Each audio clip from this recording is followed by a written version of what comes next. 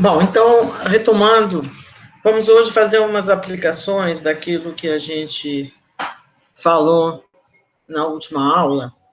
Então, a gente viu que, na situação geral de uma cadeia finita, a gente pode decompor o espaço de estados em aqui, classes, um número finito, né, porque S é finito, de classes recorrentes, e depois as transientes. As transientes, eu nunca me preocupo muito, ninguém se preocupa muito, em ver se estão na mesma classe ou não, pelo fato que uma classe transiente não é fechada, você pode sair dela, então não vai importar muito para o que a gente quer fazer, tá bom? Então, o S pode ser decomposto assim.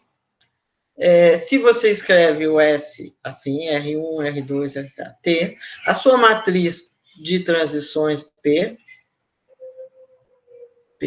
aqui ficou amarelo, né? Pode ser escrita dessa forma, com blocos, onde não consta nada aí na figura, significa que é zero, tá bom? Esse amarelo, não gosto dele. Tá? Significa que é zero.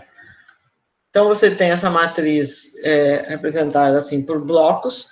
Isso, a razão deles é simples, né? Ou seja, uma vez que você está num desses R's, você não pode sair mais. Então, o R1 por R1, é uma cadeia irredutível. Cada um desses R's forma uma cadeia irredutível com a PI correspondente. Tá? Depois tem os estados T, que estão aqui embaixo, né? Do T, você pode ficar em T ainda, e isso é dado pela matriz Q, mas você pode sair para algum desses R's, que é dado por essa matriz retangular W aqui, né? Lembrando, a linha da matriz é o estado de onde você está, e a coluna, aquele para o qual você parte, né? A probabilidade. Então, essa matriz Q, o que acontece com ela é que pode ser que algumas linhas da matriz Q somem 1, porque pode ser que algumas linhas da matriz W sejam 0, mas alguma linha da matriz Q, pelo menos, vai somar menos do que 1, porque senão não seria transiente isso aí, né? Então, você tem essa matriz Q, quando você fizer potências dela, ela vai sumir. Ela vai sumir, vai para zero, tá? Quando você tem uma matriz assim, né, é imediato você fazer a conta, você vê que quando você fizer a potência enésima dela, né, você vai pegar as potências enésimas na diagonal, e aqui o W vai dar alguma outra coisa, né, mistura do Q e o W, a gente não vai especificar muito bem o que é.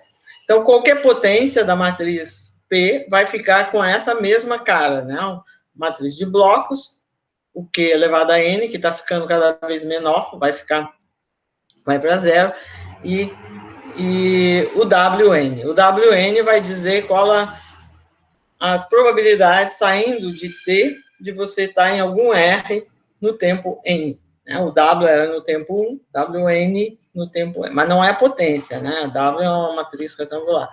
O WN.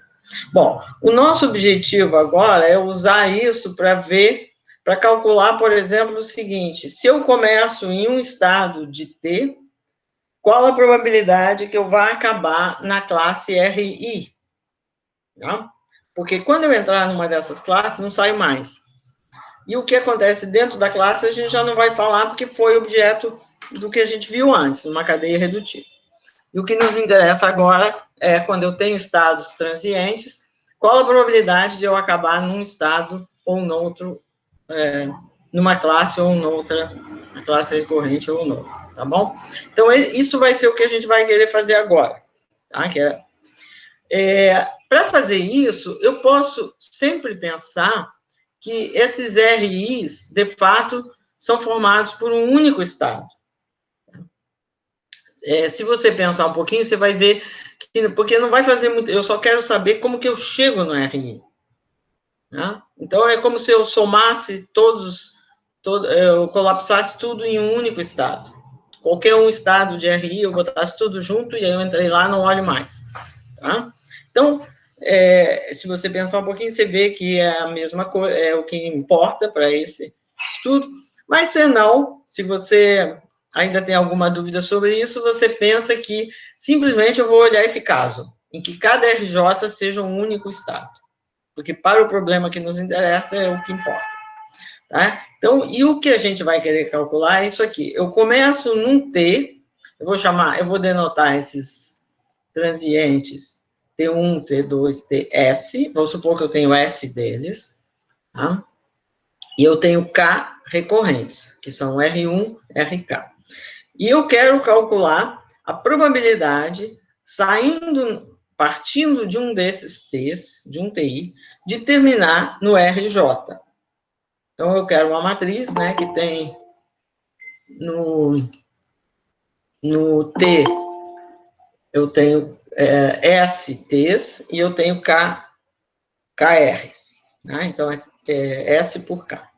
E eu quero calcular isso. Esse é o meu objetivo, calcular esse alfa.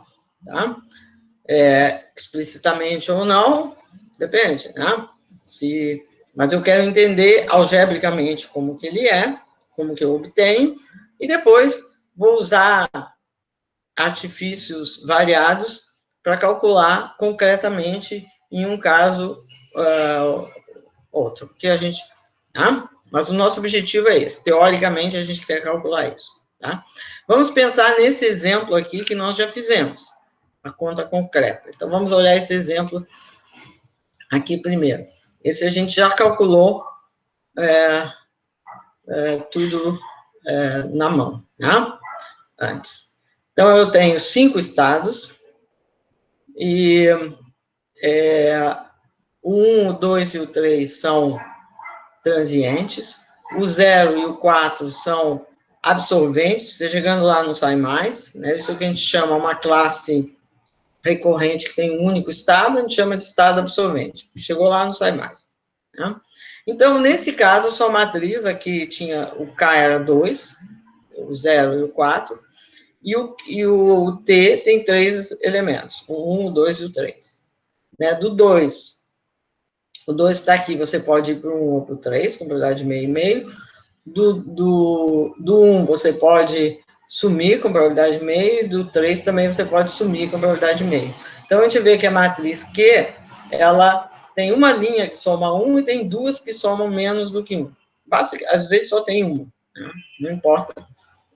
Então, é fácil ver que se você pegar essa matriz aqui e fizer a potência dela, vai ficar cada vez menor, vai sumir, vai para zero. Tá? E tem esse W aqui, que é essa aqui, tem três linhas e 2 colunas, tá? Então, a nossa matriz, no caso geral, ela vai ficar assim, né? Onde eu estou imaginando que a restrição que eu estou fazendo é que cada RI é um único elemento, né? Então, ela vai ter essa cara, uma identidade, esse K aqui se refere só para dizer que ela é K por K, não importa muito a identidade aqui, eu tenho uns na diagonal e 0 fora, aqui eu tenho um 0, né? Aqui eu tenho o meu W, que no caso era esse, e aqui eu tenho aqui, tá? E eu quero calcular isso. Aqui aqui é um T, sabe? Tá meio escrito esquisito, não sei se parece um R aqui, mas é um T, né? Alfa, é isso aqui, alfa, peraí, minha caneta deve estar branca. Aqui é alfa de T. Ah, não, desculpa. Tá escrito certo. É só porque aqui eu falei. Desculpa. O que está escrito aqui é que do R é 0, porque você não sai do R. Então, esquece essa fórmula aqui. O que me interessa é essa fórmula aqui. Tenho alfa de TI para RJ, como eu tinha falado antes.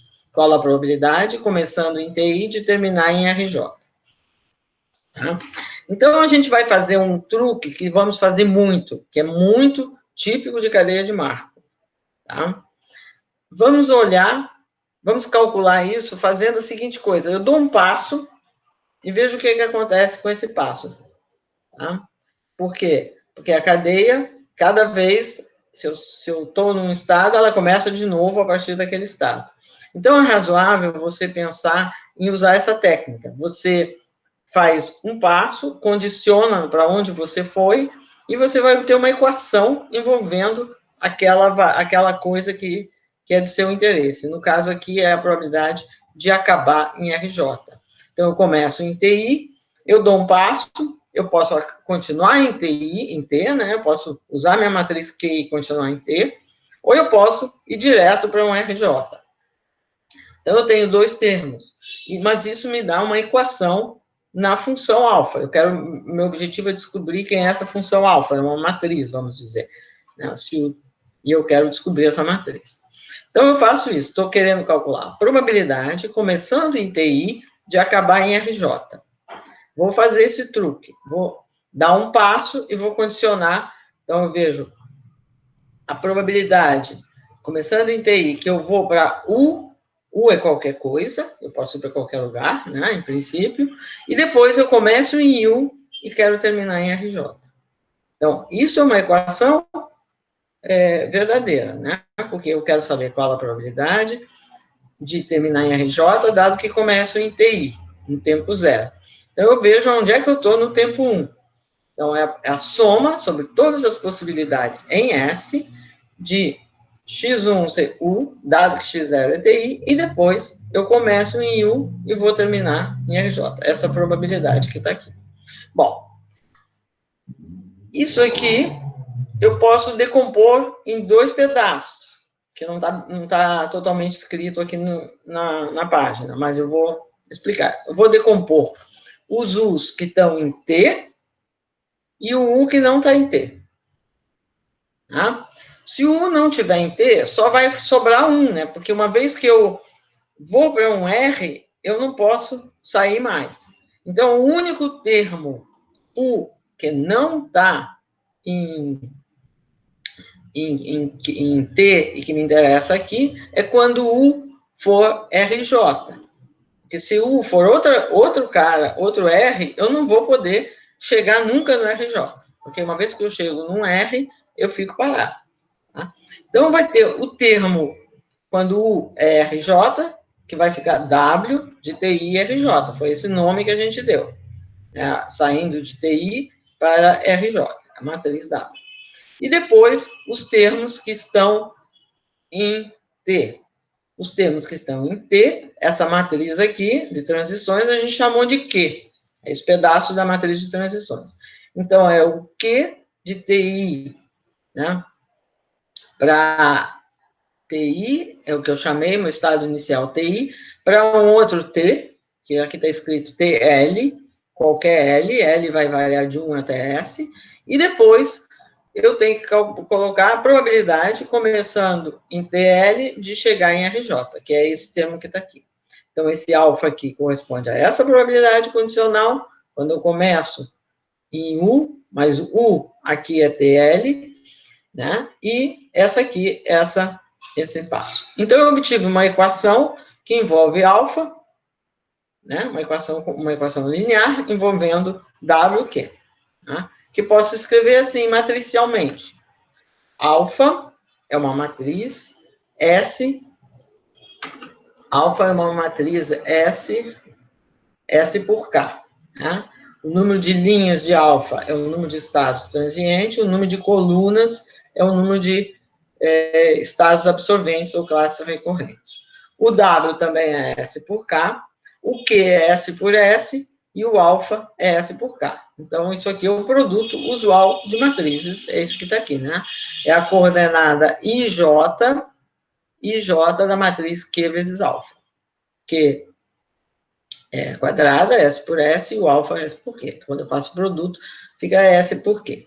Então, eu obtive uma equação linear, né? Alfa igual a W mais Q vezes alfa. São matrizes. Então, eu posso escrever isso que está aqui, colocando esse cara do lado de lá. Vai ficar alfa menos Q vezes alfa. Tá? Então, alfa vezes Q menos alfa, eu posso escrever assim, a identidade menos Q vezes alfa. Né? Porque a identidade vezes alfa é alfa. Esse S aqui, não importa muito com ele, é simplesmente para dizer o tamanho da minha identidade, S por S. Tá? A identidade menos Q é igual a W. Isso é uma equação que eu obtive. Bom, ela vai ter uma única solução, se o I menos Q for inversível, né? Vai ser alfa é igual a I menos Q menos 1 vezes W. Esse I aqui é o mesmo I que está aqui em cima, só que eu aqui não coloquei o Szinho nele, mas não importa, né? Aqui tem um S aqui, o mesmo S, mas você não se preocupa muito com esse S, porque o tamanho, tá bom? Então, a gente obteve que alfa é I menos Q, a inversa de I menos Q, vezes W. A gente obteve quem é o alfa, concretamente. É claro que nós estamos, aí está dizendo que I menos Q tem uma inversa, né? Mas é fácil ver que tem e ver quem é, né? Também porque você sabe que isso aqui está bem definido e tem uma única solução, porque é um objeto bem definido em cima da sua cadeia. Então, certamente ele tem uma única solução, né? Então, independente, como a gente não fez nenhum erro de raciocínio, a gente pode dizer, bom, daí eu sei que I menos Q tem uma inversa. Mas a gente pode fazer a conta e ver que tem, né? Então, a razão pela qual I menos Q é inversível é por conta disso que eu falei antes. O Q tem uma linha dele, pelo menos, que a soma é menor do que 1. Então, quando você começar a fazer o produto de Q por Q, né, como o produto é linha por coluna, e que uma matriz, a soma é menor ou igual a 1, você vai ver que esses termos vão todos para zero, né, rapidamente. Geometricamente, de fato. Então, vamos fazer a conta aqui no nosso exemplo, só para a gente ver. Não, aqui eu não vou fazer a conta da inversa, eu já fiz, vou colocar, né? Porque ficar fazendo... Isso aqui é pequena a matriz, 3×3, então você pode fazer na mão. Mas não vai ser o caso de ficarmos fazendo essas contas com uma matriz grande na mão, de jeito nenhum. A gente vai usar outro artifício, tá? Mas a gente tem que entender o que é, né? Então, no exemplo que nós tínhamos aqui em cima, lembra? O que é esse negócio que está aqui? Essa matriz tem um meio, depois o meio, 0, meio, depois o meio aqui embaixo. Então, está aqui o quê? Copiei aqui de novo. Os estados eram 1, 2 e 3, 1, 2 e 3. Então, I menos Q, simplesmente passo a identidade menos Q, vai ficar 1 na diagonal, menos meio aqui onde eu tinha um meio, porque eu estou subtraindo, né? Vai ficar aqui. Bom, aí o trabalho que tem é achar a inversa dessa matriz. Eu já estou colocando aqui o resultado, a gente não vai fazer agora, mas não vai ser uma coisa importante para a gente ficar fazendo. Então, a inversa dessa matriz é essa aqui daqui. Se você tem alguma dúvida, você pega essa matriz, multiplica por aquela e vê que dá a identidade. Né? Então, achamos que a I menos Q menos 1, o W, ele era dado aqui também, né? O W é esse pedacinho aqui. Então, o W é isso. Então, eu tenho que pegar essa matriz e multiplicar pelo W. Vai me dar o alfa. Então, fazendo a conta aqui, que é besteira a gente ficar fazendo a conta, né? Só pegar essa matriz, vezes isso. 3 meios vezes o meio dá 3 quartos. Depois esse aqui dá nada, dá 0. Então, fica 3 quartos. Esse aqui vezes esse aqui só vai sobrar o meio vezes o meio, que vai dar 1 quarto. Depois esse por esse vai dar 1 vezes o meio, apenas. Os outros vão dar 0, né? Etc, etc. Você tem isso aqui. Aí, o que representam esses números? O 0 e o 1 são as duas colunas, representam o estado aonde vai acabar. As linhas representam o estado de partida. E os números, as entradas, representam as probabilidades. Então, 3 quartos é a probabilidade, começando em 1, de acabar em 0. 1 quarto, portanto, a probabilidade de, começando em 1, acabar. Aqui eu escrevi 1, mas era de fato 5. Tá errado aqui, né? Porque o nome do estado que a gente tinha dado era 5, né? Então, isso aqui é...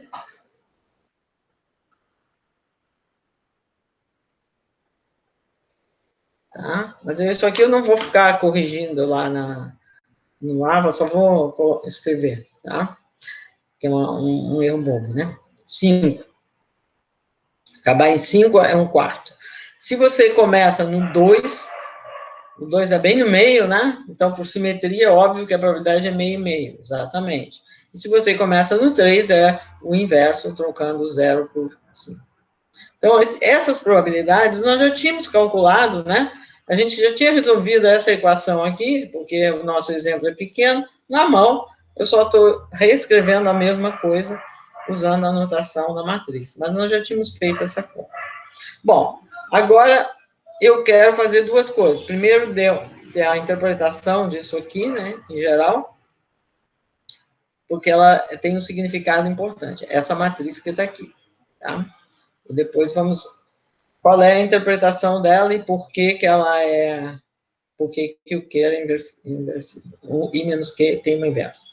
Né? Então, essa matriz aqui que a gente quer entender. Tá? Porque não queremos fazer conta só, sem saber o que que a gente, com o que que a gente está lidando. Então, essa matriz, ela é importante. Vamos... O I, lembra, isso aqui tem entrada só nos transientes. Né? O Q tem a ver só com os transientes. Tá? Então, se eu pegar um I transiente, eu sei que o número total de visitas aí é finito. Isso a gente fez na última aula, né? Porque você tem, cada vez você tem uma probabilidade positiva de nunca mais, né? Você vai ter uma probabilidade positiva de, a probabilidade de, começando em I, de não voltar aí, é positiva. Então, isso faz com que você tenha um número geométrico de retornos aí. Então, o valor esperado é finito, isso a gente falou na última aula.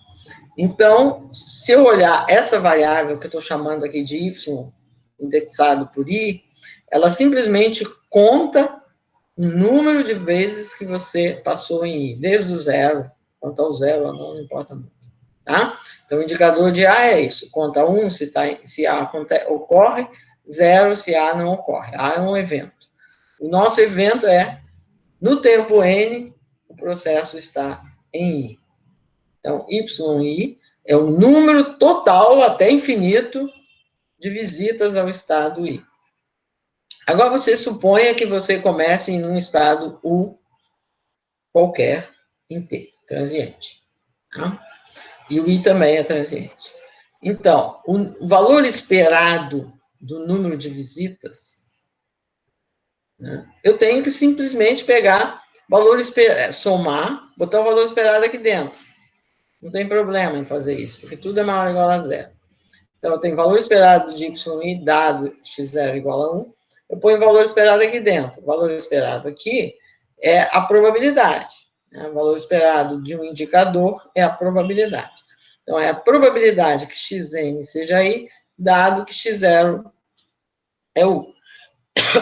Isso é a P, a potência n da matriz, entrada ui. E a gente viu que essa série é finita, se o i for transiente.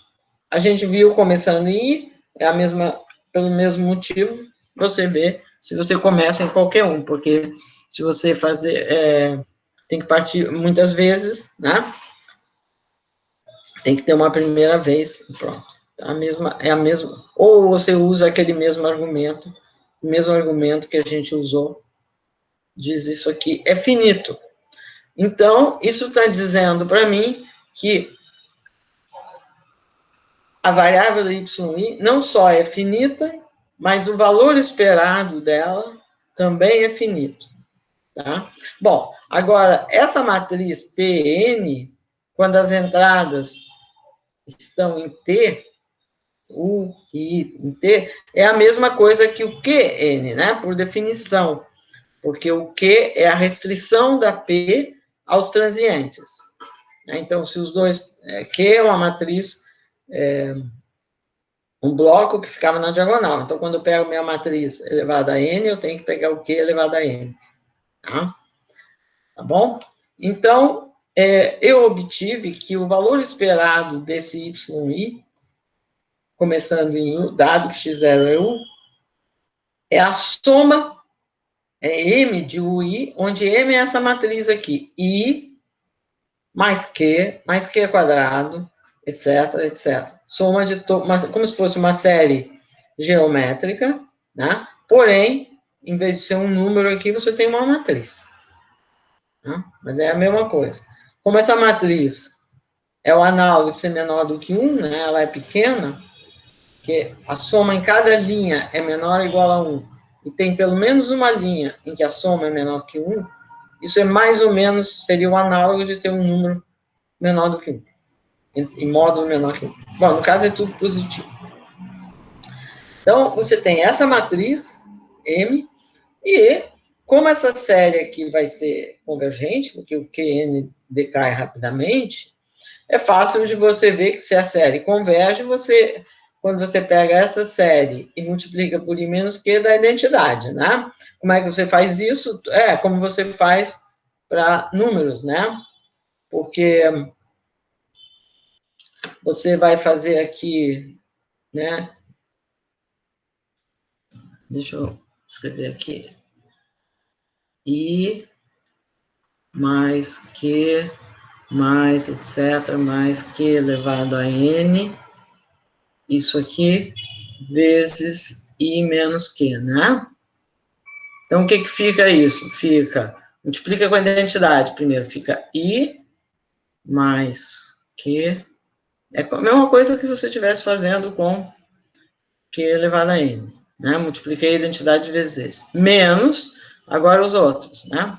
Então, Q mais, tem que multiplicar tudo por Q, né? Q2 mais Q na N mais 1. Né? Aí, quando você subtrai, todo mundo vai cancelar, menos a identidade que está aqui sozinha, e o Q na N mais 1. Certo?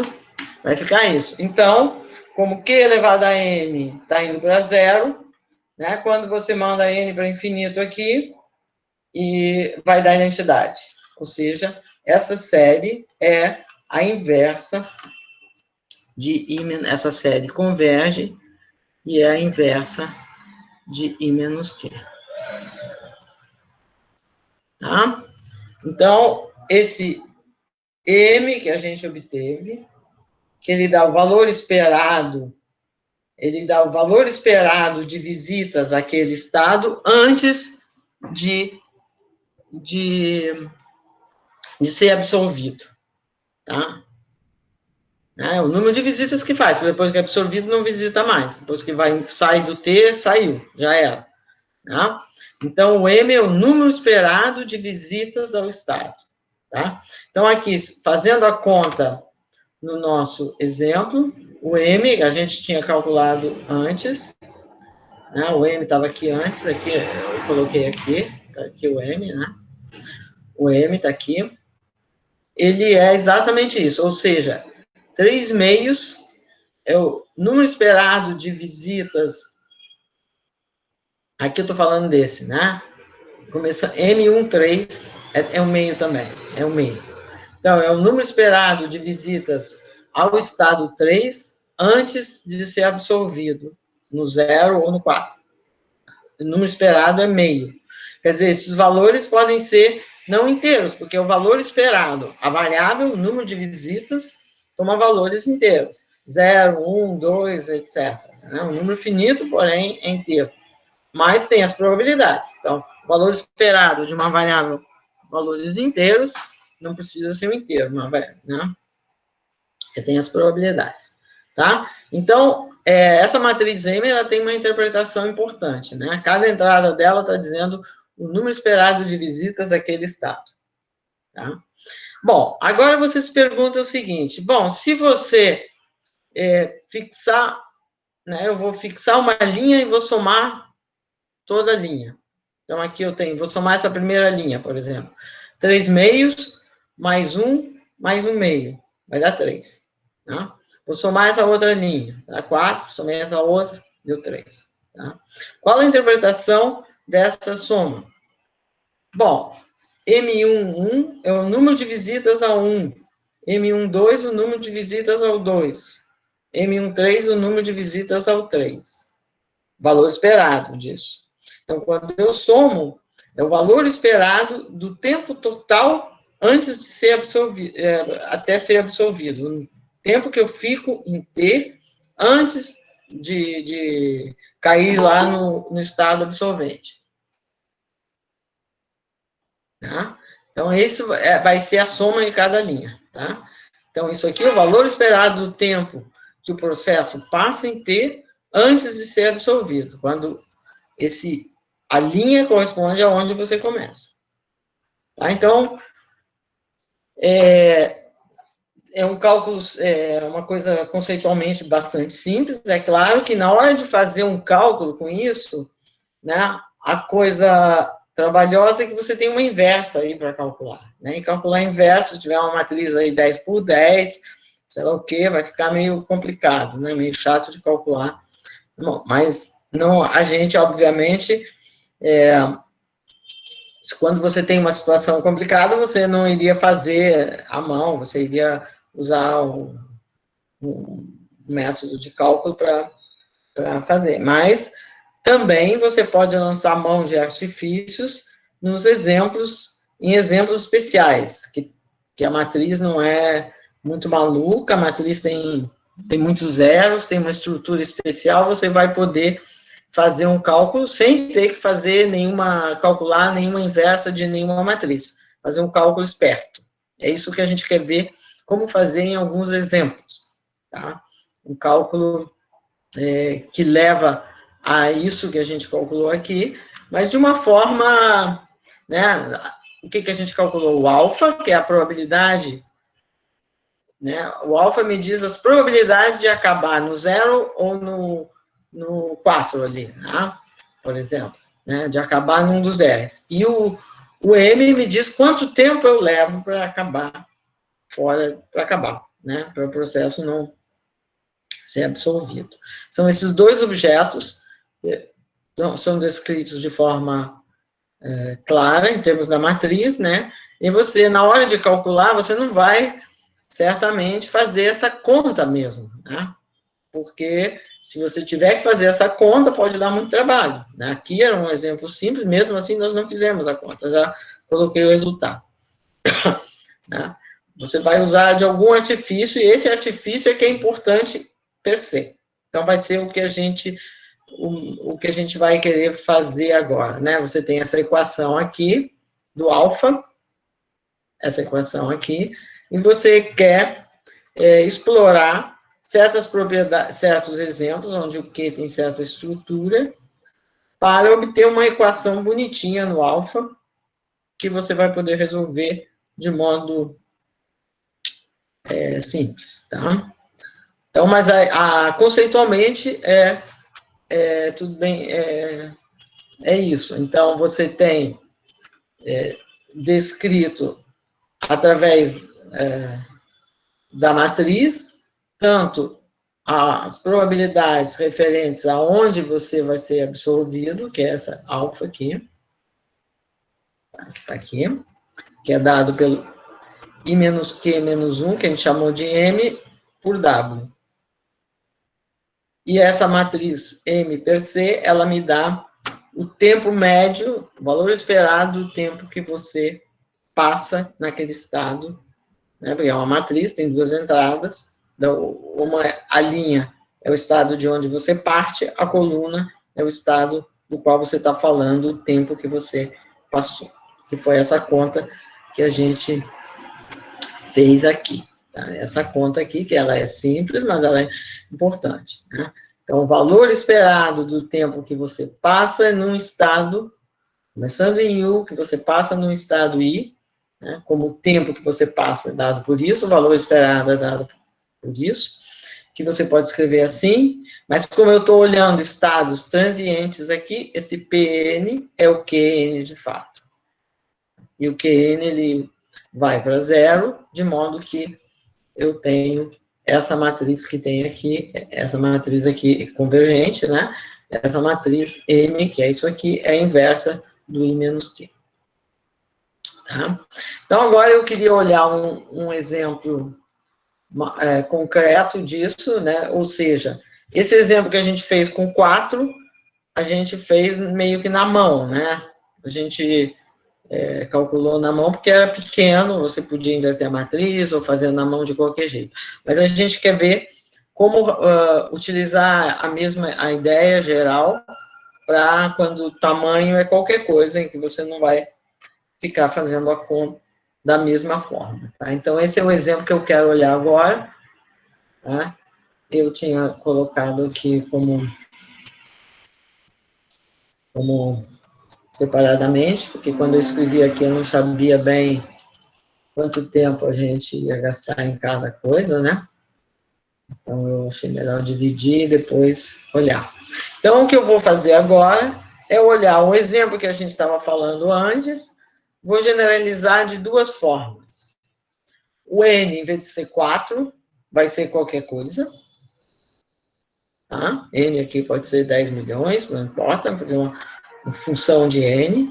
E a outra coisa que vou mudar é que, em vez de ser meio e meio, vou colocar P, a probabilidade de ir para frente, e 1 menos P, a probabilidade de ir para trás. Onde P é um número qualquer entre 0 e 1, obviamente eu vou excluir o 0 e vou excluir o 1, porque eles não são interessantes. Tá? Então, eu posso pensar que eu estou olhando essa cadeia e posso pensar que o 0, que está aqui, é absorvente, e que o N, que está aqui, também é absorvente. Tá? Mas a gente vai ver que, de fato, eu estou interessado em saber como que, quando eu começo aqui no meio, eu chego nesses estados.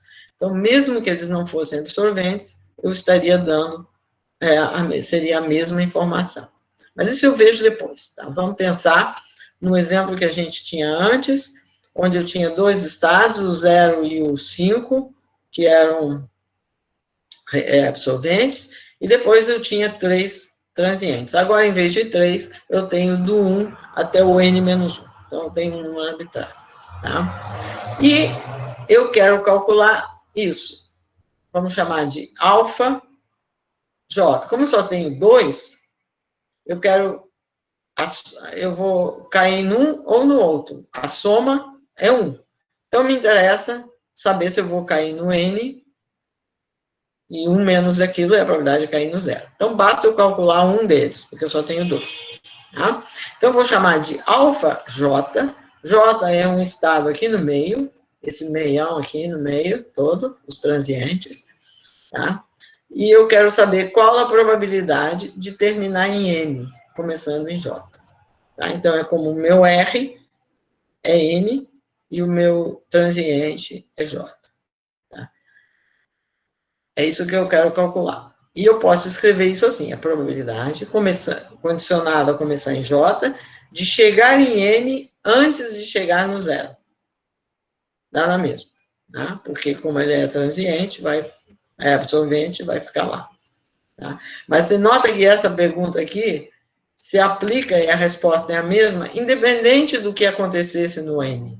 Poderia ser que no N fica parado, como aqui, no 0 também. Poderia ser que não. Porque aqui eu estou usando exatamente o tempo da primeira visita ao estado, e quando J coincide com esse estado, ele já é 0.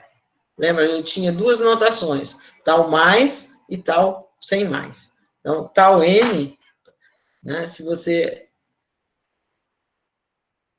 Tal N é o mínimo dos N's maior ou iguais a 0, tal que Xn igual a N. Tá? A mesma coisa se você botar 0. Tá? Então, se você leva em conta essa definição, de fato, esse resultado se aplica independentemente do que você tem aqui no 1, da linha P0, independente da linha do 0 e a linha do N. P00 e P de NN, independentemente disso. Mas deixemos isso para lá. Vamos pensar nesse exemplo. E o meu objetivo é calcular isso aqui. Bom, então, alfa de 0 é 0, né? Porque se eu começo em 0, eu não vou chegar em N antes do 0. Eu não vou terminar em N. Se eu começar em 0, eu vou ficar no 0 para sempre. E alfa de N é 1, porque se eu comecei em N, eu vou chegar no N antes do 0. Então, são as minhas, vamos dizer, condições de fronteira. Alfa de 0 é 0, alfa de N é 1. Tá? Então, isso eu já sei pela pelos dados do problema. E agora eu vou usar o mesmo truque que a gente falou antes. O truque de condicionar no primeiro passo da cadeia. Né? Você começa em J. Quando você dá um primeiro passo, você pode ir para o J mais 1 ou para o J menos 1. E aí, começando nesse J, você tem o novo alfa, que foi exatamente a equação que a gente tinha antes. Então, alfa, se eu condiciono no primeiro passo, eu digo, bom, dado em J, ou eu vou para a esquerda, com probabilidade 1 menos P, e aí eu vou estar em J menos 1. Começando em J menos 1, eu tenho que chegar no N antes do zero, então, é o alfa de J menos 1. Ou eu vou para a direita, aí eu vou estar no alfa, no J mais 1, e eu vou ter, então, alfa de J mais 1. Então, eu tenho uma equação aqui, né, isso vale para J de 1 até N menos 1. Eu tenho N menos 1 equações e N menos 1 incógnitas, porque o 0 e o N que aparecem aqui na fronteira, né, eles já sei quem são. Então, é claro que eu vou poder resolver, né, um sistema, porque é o mesmo que a gente, é exatamente o caso de antes. Só que como ele tem uma estrutura muito simples, porque você só pode dar um passo para frente ou um passo para trás, a equação fica muito simples de resolver de modo geral, de modo para todo N. Né? Então, como que a gente vai resolver? Uma possibilidade que é muito usada é fazer aquilo que se chama equações de diferenças, né? Porque o tempo é discreto. Quando você está em tempo contínuo, você fala em equação diferencial. Mas aqui o tempo é discreto. Então, em vez de ser diferencial, é equação de diferenças. Tá? Então, o que eu vou fazer? Eu vou obter uma forma para as diferenças do alfa. Meu objetivo é resolver quem é o alfa, né? Tem um sistema e é um método usado. Então, o que eu vou fazer? Você pode pensar assim, você tem essa equação que está aqui ela está repetida aqui embaixo, e eu coloquei aqui 1 é igual a P mais 1 menos P, né? É 1. Então, isso aqui não altera nada. Tá bom?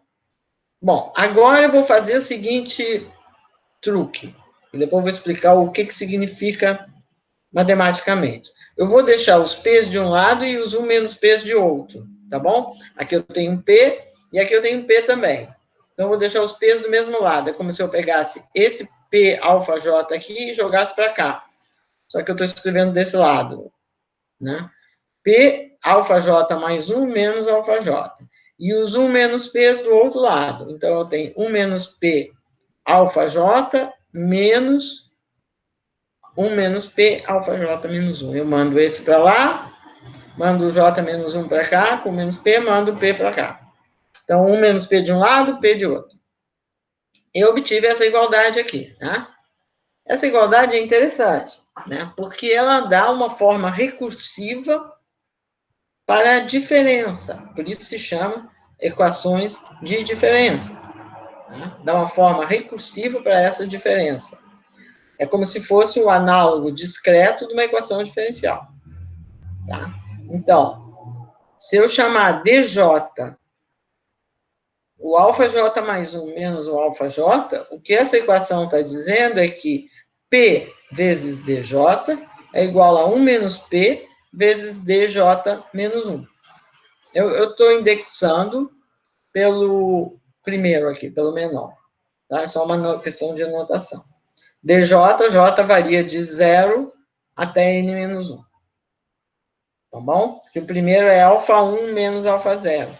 E o último é alfa n menos alfa n menos 1. Porque eu não conheço o alfa n menos 1. Eu conheço o alfa n e conheço o alfa 0. Tá bom? Então, eu obtive uma equação assim. dj é 1 menos p dividido por p, dj menos 1. Certo?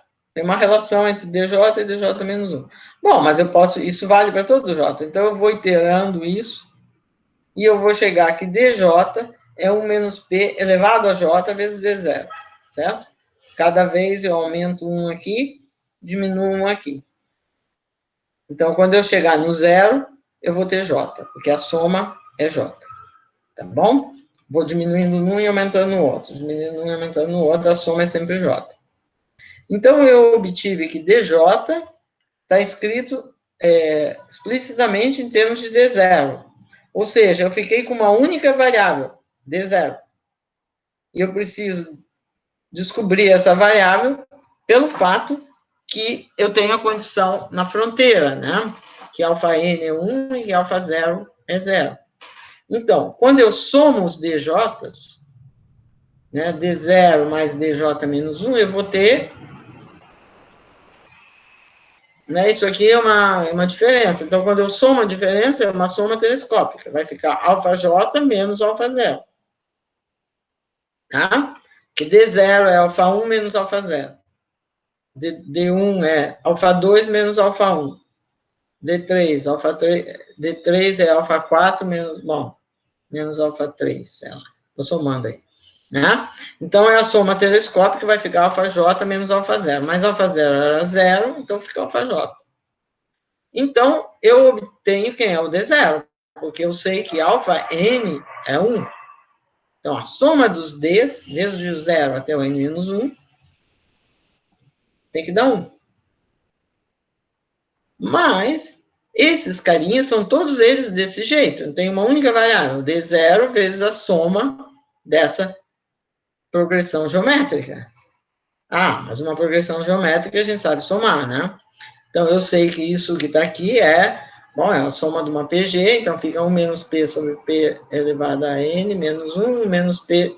Isso aqui, ok, se o P não for meio, né? Porque se esse número que eu tiver aqui for menor, diferente de 1. Se esse número for 1, eles são todos iguais, depois a gente vê.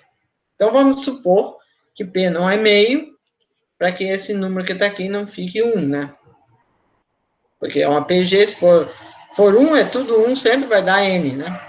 Mas vamos supor que não seja 1 agora, que é o caso mais chatinho. Então, ficaria esse D0, esse número que está aqui, essa soma dessa PG é isso. Então, isso vezes D0 tem que dar 1. Então, eu descobri D0. D0 é 1 menos P sobre P menos 1, dividido por 1 menos P elevado a N menos 1. Aqui você escreve como quiser, né? Tipicamente, muitas vezes no livro fica escrito 1 menos e 1 menos. Não muda nada. Eu multiplico por menos 1, numerador e denominador. Então, se P é diferente de meio, eu descobri quem é o D0. Uma vez que eu descobri quem é o D0, eu sei quem é o alfa, né? Porque está aqui. Alfa, aqui, né? Alfa J é a soma dos Ds, desde 0 até J menos 1. Então, D0 eu já sei quem é, e eu tenho que somar esses números. É a outra PG, é a mesma, né? Só que é até J menos 1. Então, vai ficar isso que está aqui, D0 vezes essa PG aqui, que você substituindo D0 pelo que ele é, o termo 1 menos P sobre P menos 1 vai sumir, né? Porque vai cancelar numerador e denominador, vai ficar isso aqui. Então, você obteve explicitamente a solução, qualquer que seja o N, qualquer que seja o P, diferente de meio. Né? O caso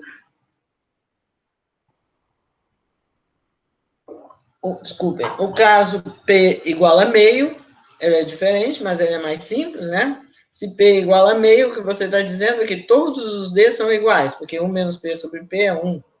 Todos os D são iguais. Todos são iguais, você tem N deles, e a soma desses N deles tem que dar 1. Então, cada um deles é 1 sobre N. Então, os Ds, o D0 é 1 sobre N, todos são iguais. O alfa J é a soma de J deles, então é J sobre N. Então, nesse caso, no caso P igual a meio, alfa J cresce linearmente, certo? Que era o caso que a gente viu antes, quando P era meio. Né? Que o nosso era 1/4, porque aqui eu estou calculando a probabilidade de chegar no N, né? Então, o 0 é 0, depois é 1 sobre N, 2 sobre N, é isso aqui, né? A função cresce linear, né? de 0 a 1, né? Só que ela é discreta.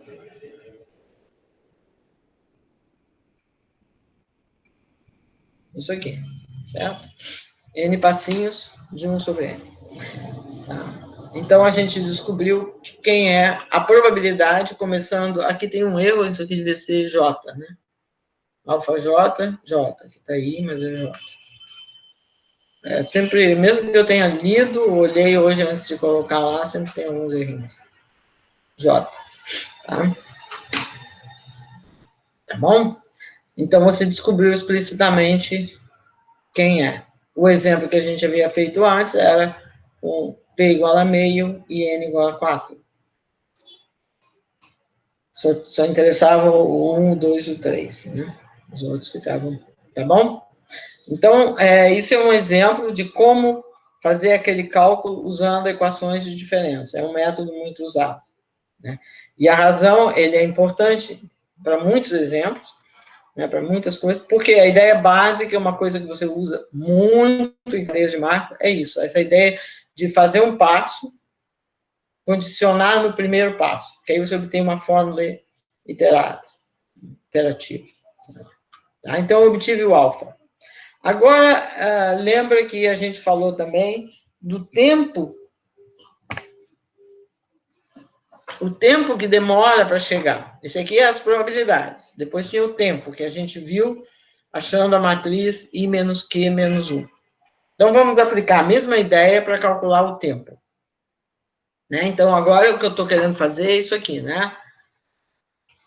Eu comecei aqui em algum lugar, aqui está o meu N, e aqui está o 0. E eu quero saber quanto tempo demora para chegar no N ou no 0. Então, se você imagina um jogo, é a duração do jogo. Você está jogando aquele cara coroa, com meio, né? Cada vez quem ganhar, ganhou 1. O capital total é N. E em algum momento, um dos jogadores fica sem dinheiro, acaba o jogo. Né? Então, é o tempo que dura o jogo.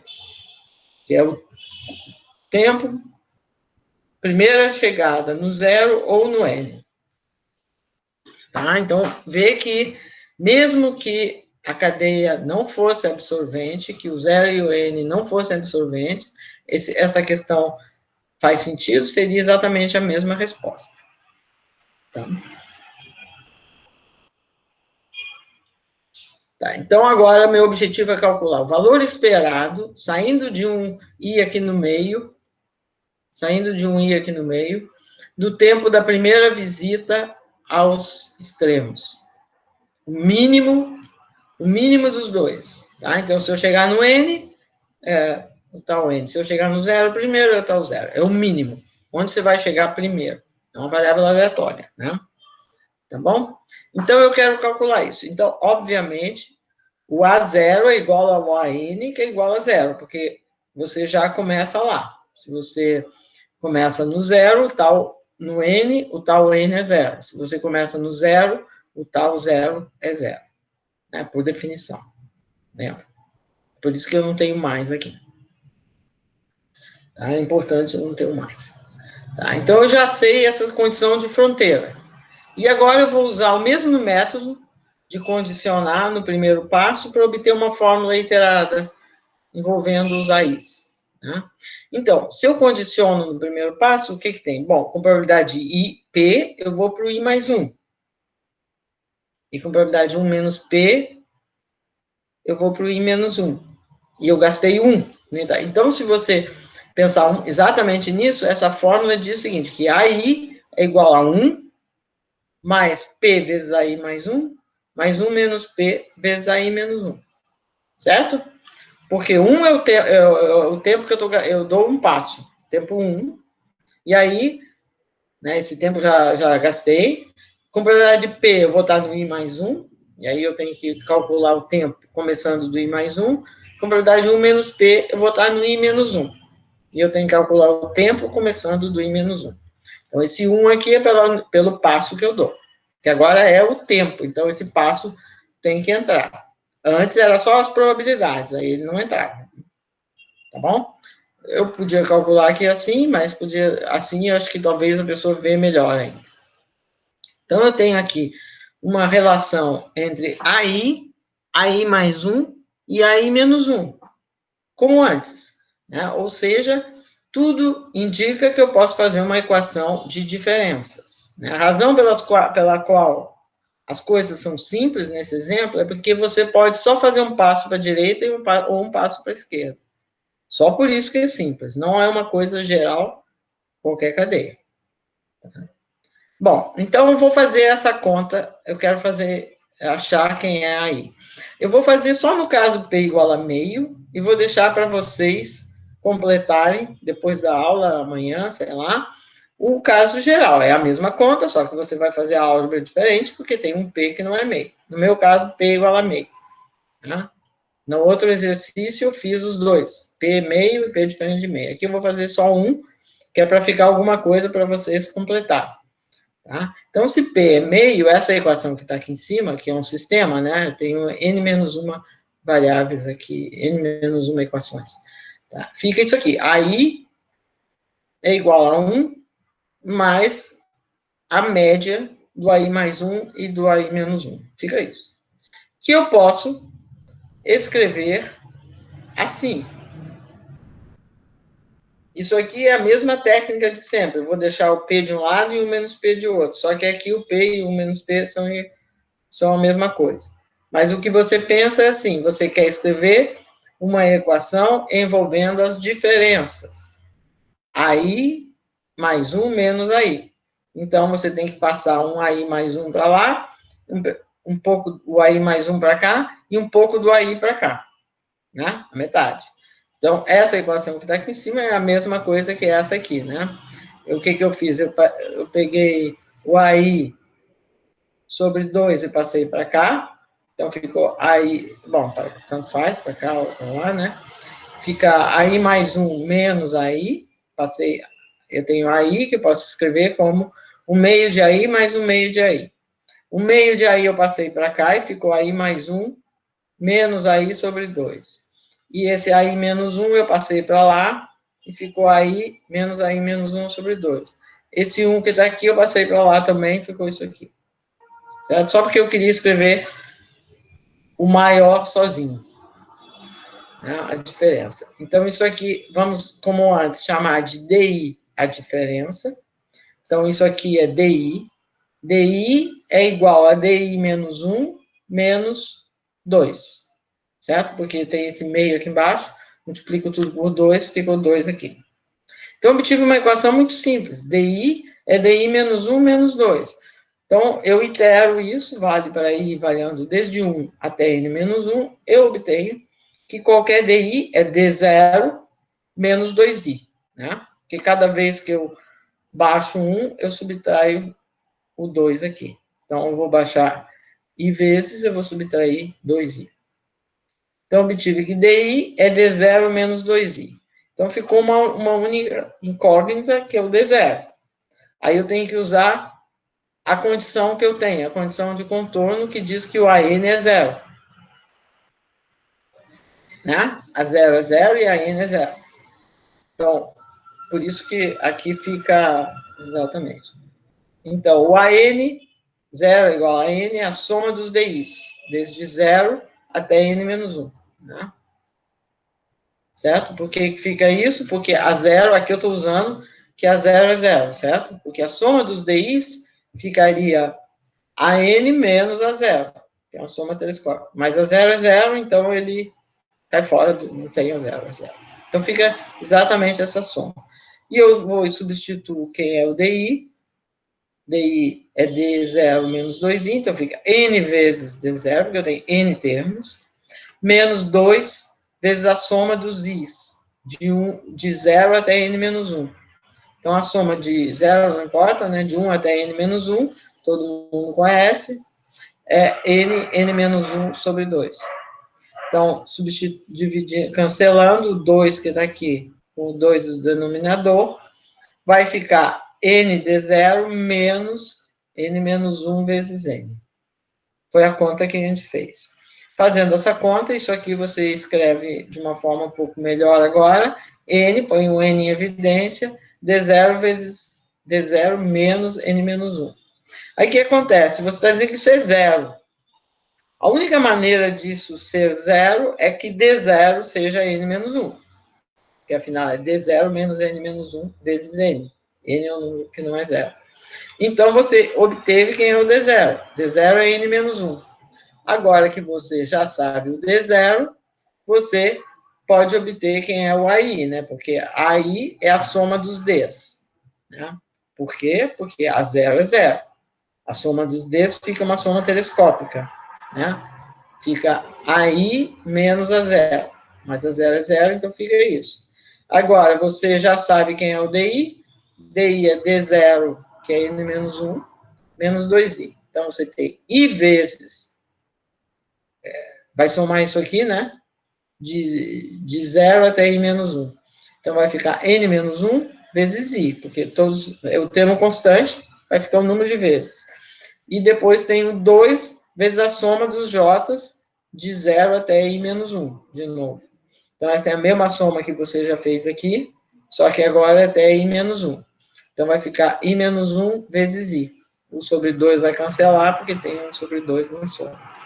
Então, você obteve como resultado isso que está aqui.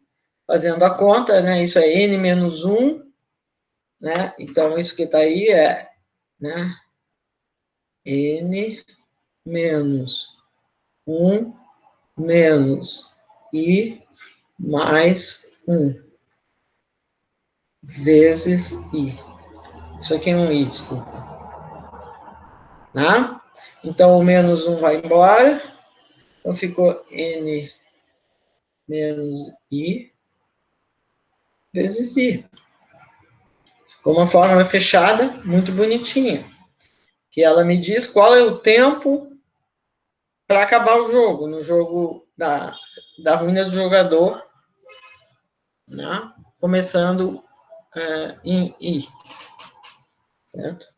Então, I aqui significa o capital que tem. Não importa, você vê que é simétrico em I e N menos I. Por quê? Exatamente. Se um tem I, o outro tem N menos I. O tempo que vai demorar o jogo não importa. Só importa, é simétrico no I e no N menos I. Você troca I para N menos I, fica a mesma coisa. Né? Só que, claro, o que muda é a probabilidade. Vai ganhar, tem uma probabilidade maior aquele que tem um capital maior, óbvio, né? Tá, inicialmente. Então, você vê que isso aqui, recomendo vocês...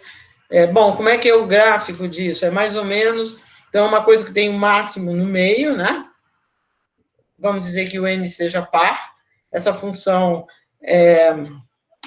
né, quando você pensa no contínuo, né, se você reescala tudo, essa função te faz lembrar a função x, 1 menos x, né? Certo? E é uma função, então, que tem o máximo no meio aqui, né?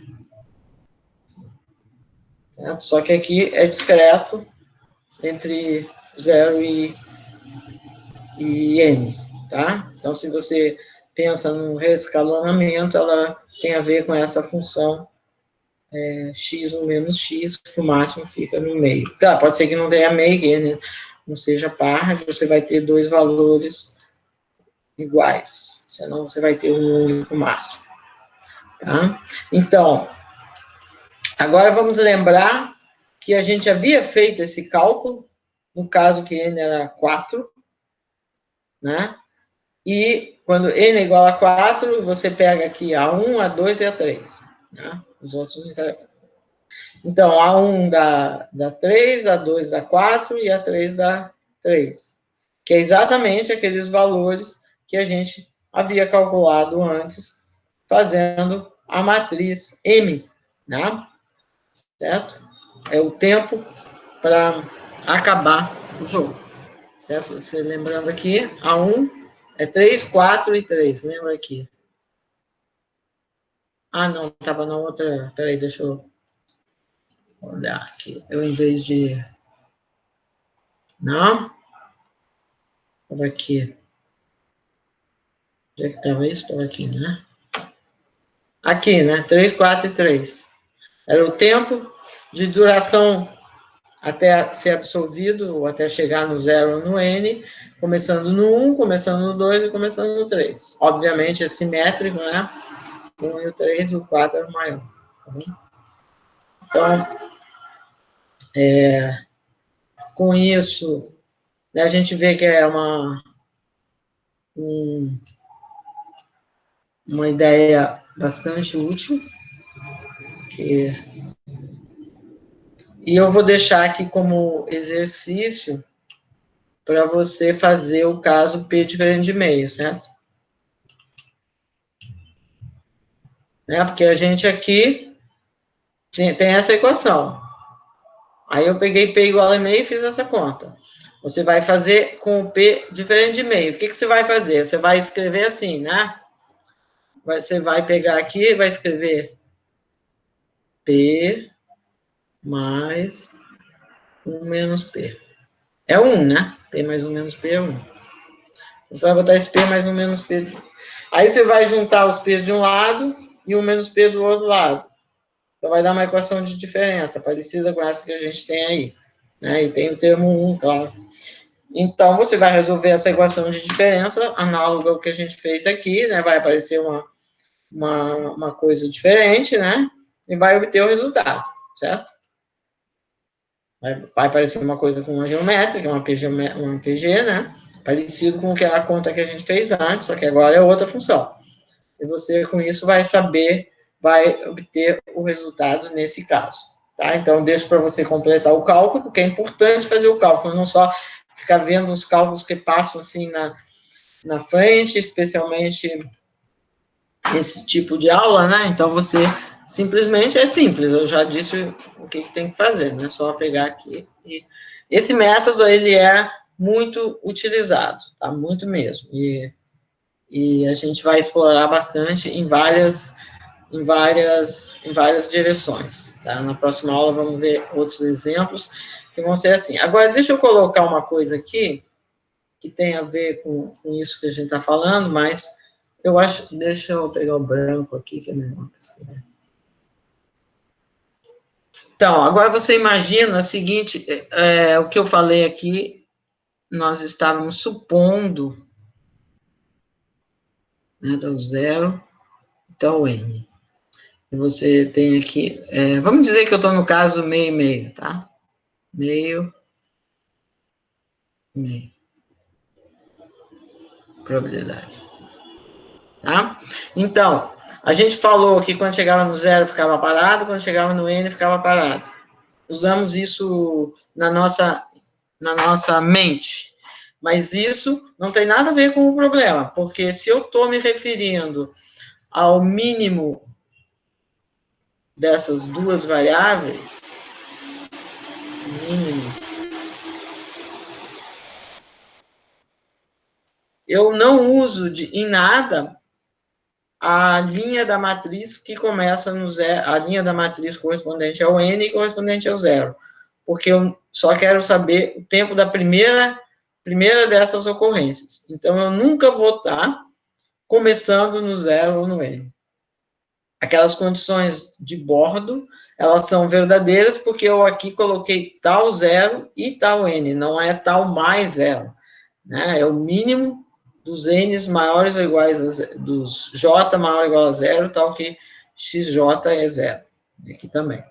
Tá? Então, isso vale para o passeio aleatório aqui, com qualquer coisa. Né? Você tem um passeio aleatório, você podia imaginar que você tem um passeio aleatório numa coisa enorme, e aqui você tem um pedacinho, você botando A e B, e você começa aqui no meio e quer saber quando chega em A ou B, né, o mínimo dos dois, tal A e tal B. Mínimo. E o seu ponto inicial está aqui dentro, X. Tá? Então, funciona também. Pode ter milhões de coisas lá fora, pode ser um intervalo enorme, você está olhando nesse pedacinho, você pode esquecer que existem os outros, você pode pensar na sua cadeia restrita entre A e B, você pode pensar que o A é absorvente e que o B também é absorvente, e não vai mudar nada, certo? Outro exemplo que você pode pensar, que é interessante, e que eu acho que o Lawler discute. Você imagina que aqui você tem um ciclo, né? Ou seja, você tem um anel aqui assim, né? Mas é discreto. Tá? Então, é a mesma coisa. Tu imagina aqui o 0, o 1, o n-1, né? Bom, pode botar que tem n, aí tem n pontos. E agora eu estou imaginando que o 0 é vizinho do n, ou que eu colo o 0 com n, certo? Então, eu faço um anel aqui. Certo? Esse aqui pula para cá, esse aqui pula para lá. Então, é a mesma coisa que eu estou pensando que eu estou num... Meu grafo é esse grafo aqui, né? Cada um tem 2 vizinhos, certo? E, no caso, P igual a meio, que era aqui, corresponde ao passeio aleatório no grafo, né? Porque cada um tem 2 vizinhos, então eu vou para um sentido horário ou sentido anti-horário com probabilidade de meio e meio. Então, se você está olhando esse aí, vamos dizer que eu tenha N pontos. Aqui eu tenho N mais 1 ponto. Aqui vamos dizer que eu tenha N pontos. E você se pergunta, né, você começa em algum lugar, não importa onde você começa, porque todo mundo é igual. Você começa aqui. E você se pergunta, vamos chamar de T, N, a primeira vez que você visitou todos. Mínimo dos Ks, tal que X1, XK cobre o espaço. Certo? Ou não está dito da forma mais elegante, mas é a primeira vez que você visitou todos. Ou, se você quiser, seria o máximo dos tal Ks, máximo. Né? Você tem que visitar todos. Tá? Esquece isso aqui, assim, é melhor pensar assim. O mínimo, você começa aqui, né? Peraí, deixa eu...